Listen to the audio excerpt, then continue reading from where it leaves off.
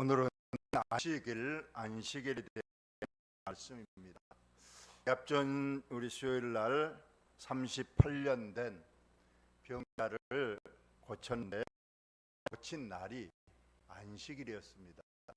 안식일은 어떤 노동지 하지 말라는 10계명 계명 중에 한 계명입니다. 그래서 그날 하필이면 예수님께서 안식일 날 병을 고치시고 그 병을 고침 받은 사람에게 자리를 들고 가라.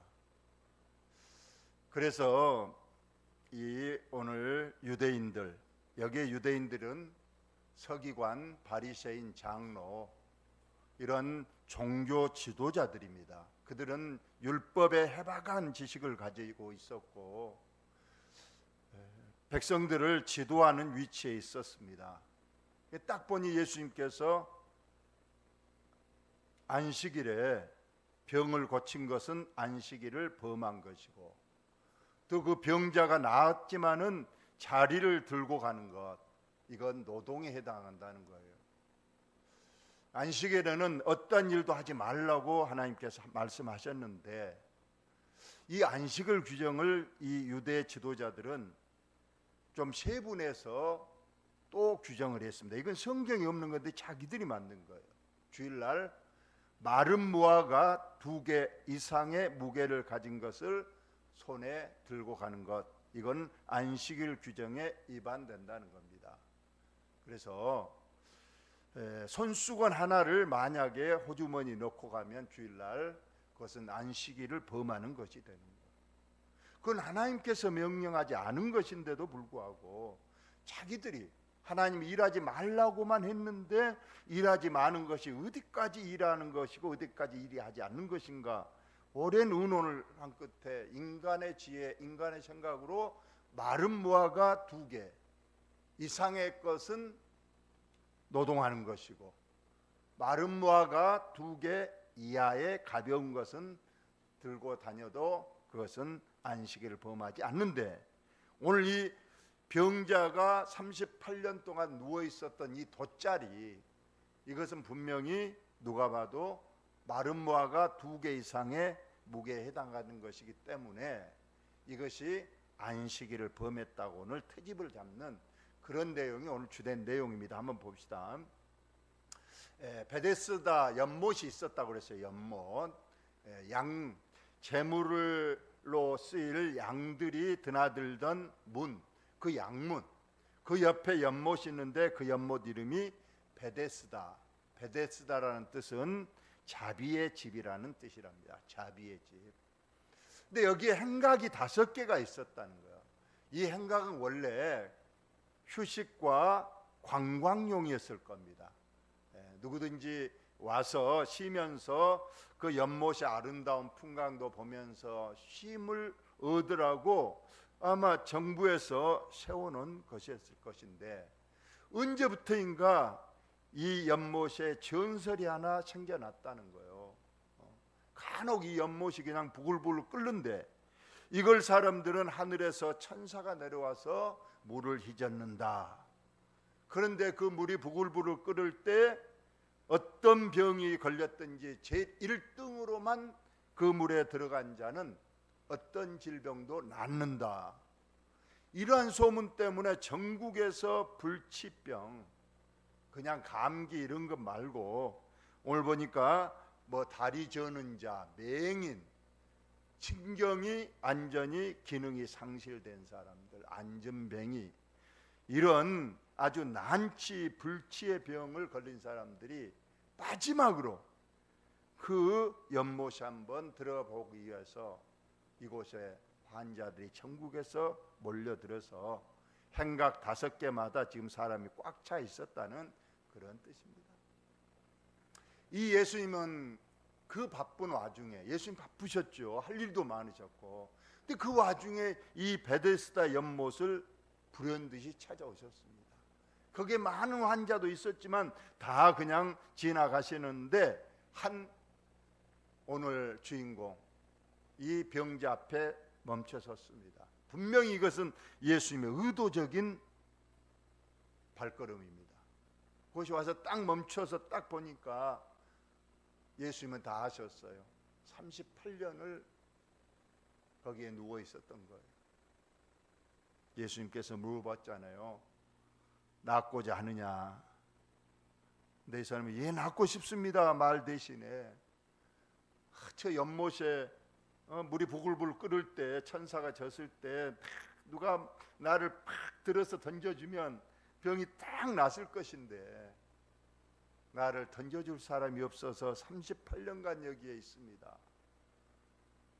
이 사람은 헛된 것에 지금 의지하고 있는 거예요. 그건 전설일 뿐이고 미신일 뿐인데 마지막 한바나 그 전설이든 미신이든 한번 거기에 들어가고 싶은 그걸 바라보고 38년을 여기에 누워 있었는데 오늘 예수님이 찾아오셨다는 말씀이에요. 불쌍히 여기셔서 고쳐주십니다. 예수께서 이르시되 일어나라 일어나라. 38년을 못 일어났는데 예수님께서 일어나라. 예수님은 하나님이십니다. 죽은 자도 살리시고 우주 만물을 다 자기의 마음대로 운행할 수 있는 그분입니다. 풍랑도 잔잔하게 하시잖아요. 바람도 멈추게 하는 그분께서 일어나라 하니까 38년 아니라 죽은 자도 벌떡 일어나는 겁니다. 일어났어요. 그냥 가라가 아니고 너 38년간 누워있던 그 돗자리 말아서 너희 집으로 들고 가라. 이것도 다분히 의도적이에요. 그러자 그 사람이 벌떡 일어나서 신기해서 팔딱팔딱 뛰다가 자리를 들고 집으로 가라 그러니까 예수님 말씀에 순종해서 돗자리를 말아서 그것을 들고 갔다는 거예요. 자, 이거 여기까지 보면 얼마나 좋은 일입니까? 38년을 그 고통 속에 있던 사람이 벌떡 일어나서 건강한 몸이 회복됐으니 이보다 더 좋은 일이 어디 있습니까? 아마 옆에 있는 사람들은 박수를 다 쳤을 거예요. 그러면서 할렐루야 살아계신 하나님을 찬양합니다 했을 건데 저 멀리서 바라보는 아주 못마땅하게 바라보는 사람들이 있었다는 거예요. 자, 그분을 봅시다. 그 사람이 나와서 자리를 들고 걸어갔는데 그날이 하필이면 무슨 날? 안식일. 일해서는 안 되는 날이다. 근데 하나님께서는 일하지 말라고 했습니다. 왜 일하지 말라고 했을까요? 목적이 있죠. 우리 인간은 기계가 아닙니다. 기계도 오래되면 우리가 너무 혹사시키면 기계도 고장나는 건데 하나님께서는 우리 사람을 만드실 때에 6일은 힘써이라고 하루는 쉬도록, 물론 그 쉬는 날조차도 하나님 품 안에 와서 안식하면서 쉼과 휴식과 치유와 회복을 하는 날입니다. 그러지 무화과 나무, 마른 무화과 2개 이상을 들고 가지 마라, 그런 것이 아니에요. 어떤 사람이 운전하다가 과속 CCTV가 있습니다. 이번에 어떤 사람도 말하더라고. 국가가 돈 벌라고, 그 범칙분 부과해서 돈 벌라고 거기다 CCTV를 달아놨다는 겁니다. 그 말이 맞을까요? 가속을 예방해서 사고를 방지하기 위한 것이 목적이지, 그것 좀 세게 달렸다고 범칙금 부과해서 그거 국가의 재산으로 해서 그거 나라를 재산을 늘리게 한 거다? 결코 그런 게 아닐 거예요. 안식일에 하나님의 목적을 둔 것이 뭐겠습니까? 하루 쉬라는 거죠. 쉬다. 하나님 품에 와서 예배하고 영적 충전을 받고, 저는 그래서 어릴 때 생각이 납니다. 교회 안 다닌 사람은 주일날 바빠요. 비지땀 흘리면서 그냥 일을 합니다. 그러나 우리 집은 우리 애할머니가 권사님이고 또 우리 애삼촌이 전도사님이고 나중에 물론 목사님이 되셨지만은 그러니까 주일날은 딱 우리 애할머니 한복 딱 입고 앞장서고 우리 뒤에 딱 따라가면 나도 교회 안 다녔으면 저 지금 대학교 때 일할 건데 그날은 오히려 일을 못하게 하고 쉬라 그러니까 얼마나 좋았던지 말할 수가 없었어요. 여러분, 열심히 일하는 것 중요합니다만 우리 인간의 창조하신 하나님의 목적은, 기계에도 매뉴얼이 있잖아요. 어떻게 윤활유를 얼마 후에 갈아야 되고 이건 어떻게 잘 해야 고장이 안 나고 오래 사용할 수 있다. 그런 매뉴얼이 있는 것처럼 하나님 우리 인간을 창조하실 때는 분명히 쉬라는 거예요. 그러지 아까 CCTV처럼 뭐 우리를 그냥 안식일에 꽉 얽매여서 그냥 오므락탈락 못하게. 우리 성지순례 이스라엘 갔을 때도 갔는데 호텔에서 엘리베이터를 탔어요. 근데 그 안에 유대인들이 몇 명 있더라고. 근데 우리가 어디로 기다리고 있어. 왜냐? 그들은 스위치를 못 누르면 이게 안식일에 위반된다는 거예요. 우리가 오니까 반가워가지고 6층 좀 눌러주세요. 이야, 그 엘리베이터 스위치 하나도 못 눌리고 그렇게 오므락탈락 안식일 규정에 매여서 그것이 어떻게 안식일이며 쉼이며 휴식이 되겠습니까? 오늘 그 조항을 한번 봅시다. 다 같이 한번 읽어봅시다. 시작. 그들은 말만 하고 행하지 아니하며 또 무거운 짐을 묶어 사람의 어깨에 지우되 자기는 이것을 손가락으로도 움직이려 하지 아니하며. 이거 예수님께서 그 바리새인 서기관 장로들에게 말했어요. 너희들은 하나님의 계명과 율법을 말만 하고 자기는 손끝 하나 깐다고 안 하고 안 지키면서 백성들에게만 주일날 절대 일하지 마. 어느 정도로 무화과나 마른 무화과 2개 이상의 것을 손에 드는 것, 그건 안식일 범하는 거야. 엘리베이터 누르지 마요. 누르면 안식일 범한 것이야. 그렇게 올가매가지고 자유도 그날 없고 휴식도 쉼도 없이 오히려 더 피곤한 날이 안식일이 되고 말았다는 거예요. 그래서 예수님께서 오늘 안식일인 줄 뻔히 알고 자리를 그냥 놔두고 가도 되는데 그 사람 보고 자리를 들고 가라는 것은 참된 안식일의 의미와 뜻을 분명하게 가르쳐주기 위해서 안식일 날 고쳤습니다. 여러분, 38년 된 병자가 그날 누워있는 거에 안식이고 휴식이고 참 쉼일까요? 아니면 그날 예수님을 통해서 나음을 읽었으니까 벌떡 일어나서 할렐루야 찬양하고 집으로 돌아가는 것이 참된 안식입니까? 병에 누워서 끙끙 앓고 있고 절망적으로 눈물을 흘리며 누워있는 게 그게 참 안식일까요? 오히려 예수님은 그 사람을 고쳐주심으로 통해서 그의 오랜 질병의 짐에서 풀어서 해방시켜주고 참된 안식과 쉼, 인생의 본 목적을 이루어 주신 그 날입니다.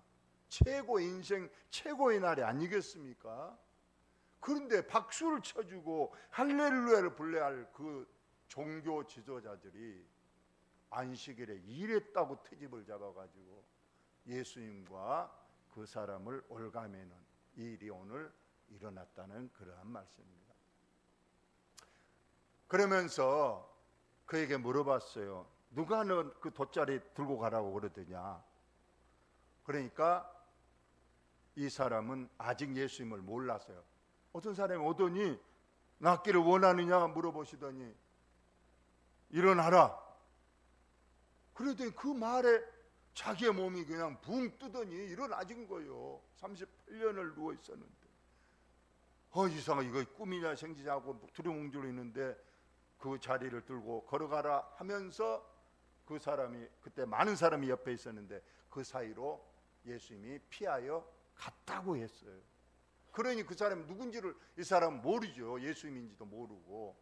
그랬는데 아주 중요한 말씀이 있습니다. 다 같이 한번 읽어봅시다. 시작. 그 후에 예수께서 성전에서 그 사람을 만나 이르시되 보라, 내가 나았으니 더 심한 것이 생기지 않게 다시는 죄를 범하지 말라 하시니. 여러분 보니까 이 사람이 이제 어디에 갔어요? 성전에 갔어요. 이제까지는 어디에 누워 있었는데 그 행각에, 베데스다 연못 그 행각에 돗자리를 깔고 38년을 누워 있었는데 이제는 다 나아서 하나님의 성전을 갔다는 거예요. 얼마나 멋진 일입니까? 그리고 이제까지 자기를 고친 사람을 까마득히 잊고 있었는데 성전에 어느 날 갔더니 거기에 자기를 고쳐준 사람이 있었습니다. 그때 예수님께서 자기를 그때 말한 거예요. 내가 너 병을 고쳐준 예수다. 그러면서 다시 한번 보세요. 좀 심각한 말을 하시잖아요.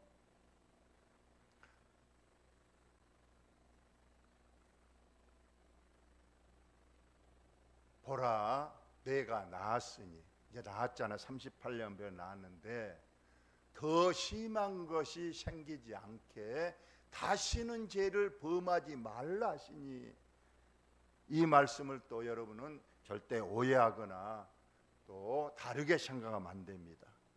이것은 질병과 죄와의 연관성이 문제입니다.